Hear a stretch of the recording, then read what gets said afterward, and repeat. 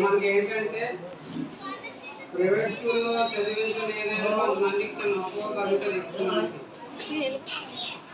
నేను చెప్పేది లేకపోతే అంటే ప్రైవేట్ స్కూల్లో చదివిస్తే ఇంకా బాగుంటుందేమో అని అనుకోవచ్చు.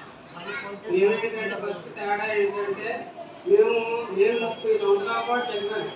ఇంచుమించుగా 15 సంవత్సరాల పాటు శశి తిరుమల వాటిలో పనిచేసిన తర్వాత గవర్నమెంట్ జాబ్ వచ్చింది నాకు 30వ సంవత్సరంలో. అంటే ఎంత పోరాడితే ఆ స్థాయికి వచ్చామో చూడండి, ఇది ఒకటి. అలాగే మేము కూడా పెరిగిన వాతావరణం ఎక్కువ గవర్నమెంట్ స్కూల్లో చదివిన వాళ్ళు ఎక్కువ మంది టీచర్లు అవుతారు.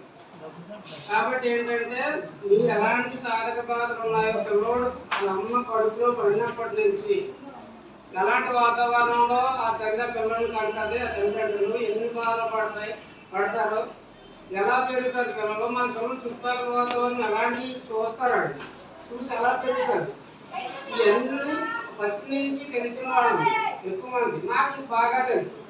ఇంకోటి ఏంటంటే మా అమ్మ మా నాన్న చిన్నప్పుడు అన్నం తినేటప్పుడు ఎవడో వచ్చి అప్పులు ఇవ్వండి, లేదా బాకీ ఇవ్వలేదు, మీ ఆయన తెస్తాను అన్నట్టు సోమవారం డబ్బులు ఇవ్వలేదు, అవన్నీ వినివ్వండి. వినేటప్పుడు నేను ఒక డిసైడ్ అయ్యాను, ఏదైతే అవలేదు మా అమ్మాయి అందరూ చేలోకి వెళ్ళి చిన్న చిన్న పనులన్నీ చేసుకొని స్కూల్కి వెళ్తున్నారా, నువ్వేమీ చెయ్యు, డైరెక్ట్గా స్కూల్కి వెళ్ళిపోతావు, రాను ఏమని చూడాలి అనేది నేను అంతా అనేవాడిని. అమ్మ నేను చదువుతాను నిలవలాగా, అయితే గవర్నమెంట్ జాబ్ వస్తుంది అప్పుడు పరిస్థితిని బట్టి, కానీ ప్రైవేట్ జాబ్ అయినా సరే చేసినా బతుకుతాను. కానీ మీరు చేసే పని ఎందువల్లంటే మీరు చేసే పని వల్ల నా మీద సొప్పన్నట్టు ఏమి లేదు. నువ్వు కష్టపడుతున్నావు, నాన్న కష్టపడి ఎప్పుడూ అప్పులు ఇవే తప్ప శుభ్రమైన వాతావరణం నేను చూడలేదు. కాబట్టి నాకు ఆ రంగం నచ్చలేదు అనిపించింది. ఆ చేలోకి వెళ్ళో ఆ గీతలు మేపుకోనో లేకపోతే అదేదో చేసుకొని మనం పెట్టిన పెట్టుబడి అంతా మన తిరిగి వచ్చేది అంతా దీంతో మనం సుఖపడేదని అని నాకు అప్పుడే అనిపించింది. అందుకే ఏదైనా ఆదివారం పక్కూరులో చూస్తున్నాను అక్కడ ఖాళీ ఉంటాడు ఆమె తిట్టేది. అప్పుడు మా నాన్న ఏమనేవాడు కదా మా అమ్మని, తల్లిగా బాధ్యత ఉంటారు, చేలోకి ఎత్తుకు పని సాయం చేస్తావు కదా అనేది. కానీ చిన్నప్పుడే డిసైడ్ అయ్యాను ఏమని, మా అమ్మ నాన్న చేసిన పని దానివల్ల నేను పెద్దగా లాభం పొందడం లేదు నేను. కాబట్టి ఆ రంగం కంటే వేరే ఏదైనా చేయాలి.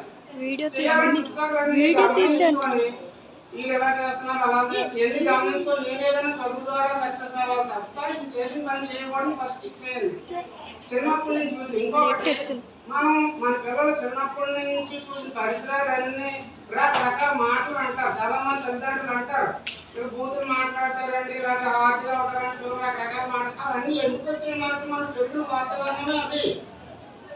మరి ఆ ప్రైవేట్ స్కూల్కి వెళ్ళాం రావట్లేదండి అంటే వాళ్ళకి లోపల అన్నీ ఉంటాయి. ఇంకోటి చెప్పనండి, రేపు 10th చదివిన తర్వాత రేపు ఏదన్నా కానీ జాబ్లోకి వెళ్తే గవర్నమెంట్ స్కూల్ నుంచి ఉత్పత్తి అయ్యి చదివిన పిల్లోడు చేసిన సేవ ప్రైవేట్ స్కూల్లో చేయడు. నేను 100% చెప్తున్నాను. ఎందువల్లంటే ప్రైవేట్ స్కూల్ టీచర్లు ఫీలింగ్స్ కానీ ఎమోషన్స్ కానీ ప్రేమ కానీ ఎవరికి సంబంధం పనిచేసేటట్టు చెప్తున్నాను.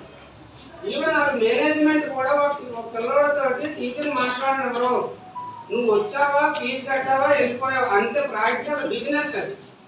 అంటే నేను మీతో ఎక్కువ అనట్లేదు, చాలా మందికి అసంతృప్తి ఉంటుందని చెప్తున్నాను. అక్కడ మంచి స్కూళ్ళు ఉంటాయి, అంత స్థాయి మనకు అవసరం లేదు, ఆ స్థాయి మనకు వద్దుకోవడానికి. మీరు చేయాల్సింది అలా ఏంటంటే చెప్తున్నాను, ఫీలింగ్స్ ఉండవు, ఎమోషన్స్ ఉండవు, బాగా తెలియదు, అది వేరే డిఫరెంట్గా పెరుగుతుంది, మనకు అన్నీ తెలుస్తాయి. అయితే మనకున్న మైనస్ ఏంటంటే స్కూల్లో బ్రహ్మాండమైన టీచర్స్ ఉంటారు, ఉదయం సాయంత్రం వరకు అన్ని మీరు ఏ పిల్లోడి గురించి అని అడగచ్చు, అందరి టీచర్స్కి తెలుస్తుంది మీ గురించి, ఆ పిల్లోడి గురించి. మన స్కూల్లో 153 మంది ఉన్నారండి. ప్రతి పిల్లోడి యొక్క నేను ఫస్ట్ చదివితే మీ దేవుడు, మీ అమ్మ ఏం చేస్తుంది, మీ నాన్న ఏం చేస్తారు, ఇవే ఎందుకు అడుగుతాను ప్రవర్తన ఉంటారు.